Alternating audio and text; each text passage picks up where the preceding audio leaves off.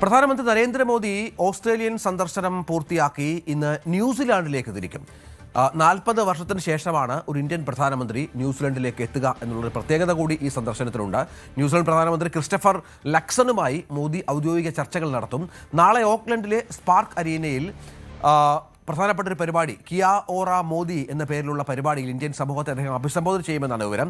അജയ് തുടരുന്നുണ്ട്. അജയ്, പ്രധാനപ്പെട്ട രാജ്യങ്ങളിലൊക്കെ സന്ദർശനം നടത്തി. ഇന്തോനേഷ്യയിൽ സന്ദർശനം പ്രധാനമായിരുന്നു. ഓസ്ട്രേലിയയിൽ ഏറെ പ്രഖ്യാപനങ്ങൾ അദ്ദേഹത്തിൻ്റെ ഭാഗത്തുനിന്നുണ്ടായി. നയതന്ത്ര ബന്ധങ്ങളുമായി ബന്ധപ്പെട്ട് ഒരുപാട് കരാറുകൾ ഒപ്പിടുന്ന പശ്ചാത്തലമുണ്ടായി. ഇപ്പോൾ ന്യൂസിലൻഡ് പര്യടനത്തിൽ എന്താണ് ലക്ഷ്യം?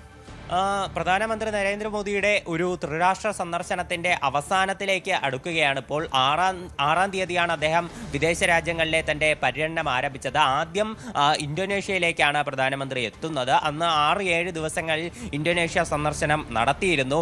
ഇന്തോനേഷ്യയുടെ പ്രസിഡന്റായിട്ടുള്ള പ്രഭാവോ സുബിയാന്തോയുടെ ഇന്ത്യൻ സന്ദർശനം ഉണ്ടായിരുന്നു കഴിഞ്ഞ വർഷം ജനുവരിയിൽ അദ്ദേഹം ഇന്ത്യ സന്ദർശനം നടത്തിയിരുന്നു. അതിന്റെ തുടർച്ചയായിട്ടായിരുന്നു പ്രധാനമന്ത്രി നരേന്ദ്രമോദി ഇന്തോനേഷ്യയിലേക്ക് എത്തിയത്. അതിനുശേഷം 8-ാം തീയതിയോടെ അദ്ദേഹം ഓസ്ട്രേലിയയിലേക്ക് എത്തി. ഓസ്ട്രേലിയയിൽ വളരെ പ്രൗഢഗംഭീരമായിട്ടുള്ള ഒരു പ്രവാസി സംഗമത്തിൽ ഉൾപ്പെടെ അദ്ദേഹം പങ്കെടുത്തിരുന്നു. മെൽബണിൽ വെച്ചാണ് ഈ ചടങ്ങ് നടന്നത്.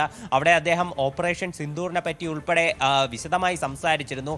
ഓപ്പറേഷൻ സിന്ദൂർ ഭീകരരുടെ ഒളിയിടങ്ങളിലാണ് ആക്രമണം നടത്തിയതെങ്കിലും അതിന്റെ പ്രകമ്പനം ലോകം മുഴുവൻ കേട്ടു എന്ന് മോദിയുടെ പ്രഖ്യാപനമുണ്ടായിരുന്നു.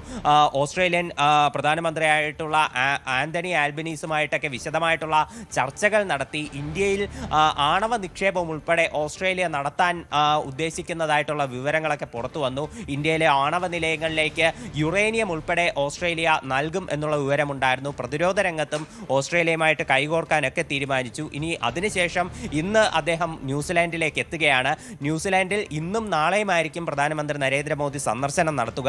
40 വർഷത്തിന് ശേഷമാണ് ഒരു ഇന്ത്യൻ പ്രധാനമന്ത്രി ന്യൂസിലാൻഡിലേക്ക് എത്തുന്നത് എന്നുള്ള ഒരു പ്രത്യേകത കൂടിയുണ്ട്. മാത്രമല്ല, ഒരു ന്യൂസിലാൻഡ് പ്രാദേശിക ഭാഷയിലുള്ള കിയാ ഓറ എന്ന് പറയുന്ന ഒരു വിശേഷണത്തിലൂടെയാണ് മോദിയെ അവിടെ സ്വീകരിക്കുന്നത്. ഈ കിയാ ഓറ മോദി എന്ന് പറയുന്ന ഒരു പൊതുപരിപാടിയിലും അദ്ദേഹം പങ്കെടുക്കും. ഈ പൊതുപരിപാടിയിലൂടെ ന്യൂസിലാൻഡിലുള്ള ഇന്ത്യൻ സമൂഹത്തെയും അദ്ദേഹം അഭിസംബോധന ചെയ്യും. ഓസ്ട്രേലിയൻ സന്ദർശനത്തിന് സമാനമായി പ്രതിരോധ രംഗത്തുൾപ്പെടെ ന്യൂസിലാൻഡുമായിട്ടും കൈകോർക്കാൻ തന്നെയാണ് ഒരു സാധ്യത നിലവിൽ കാണുന്നത്. തീർച്ചയായും അജയാണ് വിവരങ്ങൾ പങ്കുവച്ചത്.